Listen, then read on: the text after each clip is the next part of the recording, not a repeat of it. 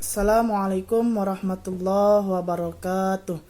Perkenalkan, nama saya Fadli Hazami, semester 3A dengan NIM 2003-02-0016, ingin memenuhi tugas EKT 2 mata kuliah kurikulum PAI. Adapun materinya adalah kurikulum PAI berbasis Qur'ani.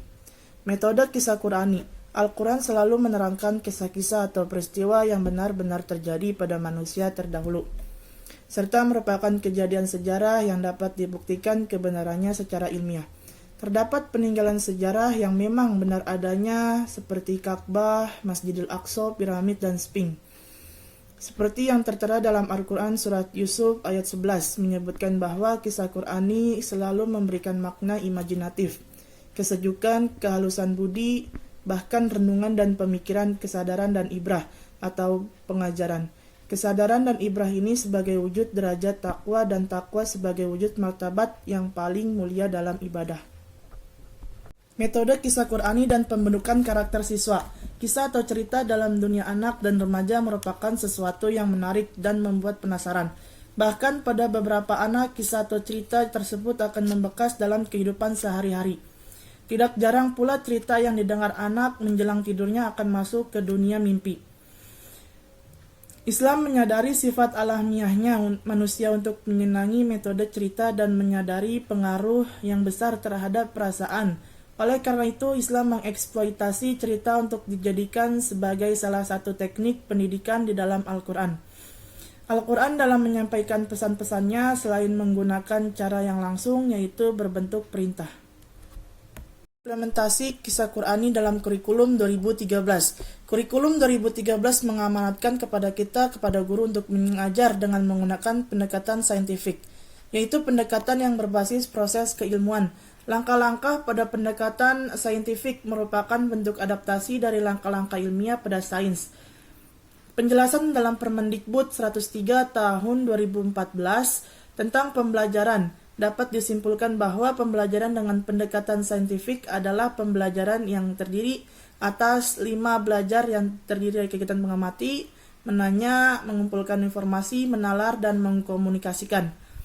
Selanjutnya, mengajar dengan metode ini, guru perlu melakukan persiapan, antara lain 1. Mengumpulkan penggalan-penggalan kisah Qur'ani yang berhubungan dengan KD pada materi pembelajaran yang hendak diajarkan. Yang kedua, menyusun tokoh-tokoh dalam kisah tersebut untuk diingat dan dihafal. Dan yang terakhir, menyusun pertanyaan-pertanyaan. Ikut langkah-langkah pembelajaran dengan 5 tahapan pendekatan saintifik dengan metode pembelajaran kisah Qur'ani. 1. Mengamati, guru menyebutkan tema pembelajaran dan kisah Qur'ani yang hendak disajikan. Guru menyajikan kisah-kisah Qur'ani yang disajikan dianalogikakan dengan pengalaman-pengalaman praktis murid dalam kehidupan sehari-hari. Dalam penyampaian materi, gerakan badan, mimik muka harus turut mendukung pada penyampaian, terutama pada yang penegasan inti pembelajaran. Materi pokok pelajaran yang disampaikan secara klimaks dari suatu penggalan kisah.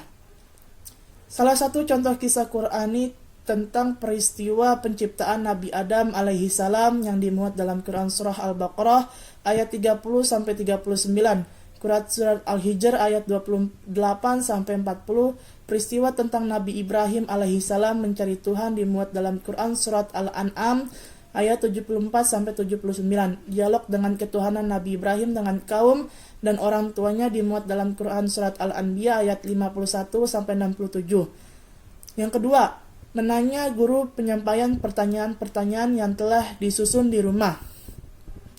Guru menanyakan tokoh-tokoh dalam kisah yang telah disajikan. Guru dianjurkan untuk memotivasi siswa bertanya, untuk menumbuhkan kemampuan berpikir kritis pada mereka. Guru juga memberi kesempatan kepada siswa untuk bertanya. Yang ketiga, mengumpulkan informasi siswa dikelompokkan untuk mendiskusikan pembelajaran yang bisa diambil dari kisah yang sudah dibacanya. Siswa disarankan untuk menggunakan berbagai sumber belajar dalam mendiskusikan tugas dari guru. Selama siswa berdiskusi, guru berkeliling untuk melakukan penilaian sikap dan observasi diskusi. Yang keempat, mengasosiasi siswa beserta kelompok diminta untuk mendiskusikan hubungan Qur'ani dengan materi dan kompetisi yang sedang dibahas, kemudian mendiskusikan kesimpulannya. Dan yang terakhir, 5. Mengkomunikasikan siswa menyampaikan hasil diskusi dan kelompok lainnya memberikan tanggapan. Guru menegaskan kembali inti pelajaran dan menugaskan siswa untuk mencari kisahnya secara lengkap dari internet ataupun buku. Demikian beberapa hal yang dapat saya sampaikan pada kesempatan hari ini. Saya mohon maaf yang sebesar-besarnya apabila ada tutur kata maupun tindakan yang kurang berkenan. Dengan ini video hari ini saya tutup. Terima kasih atas perhatiannya. Wassalamualaikum warahmatullahi wabarakatuh.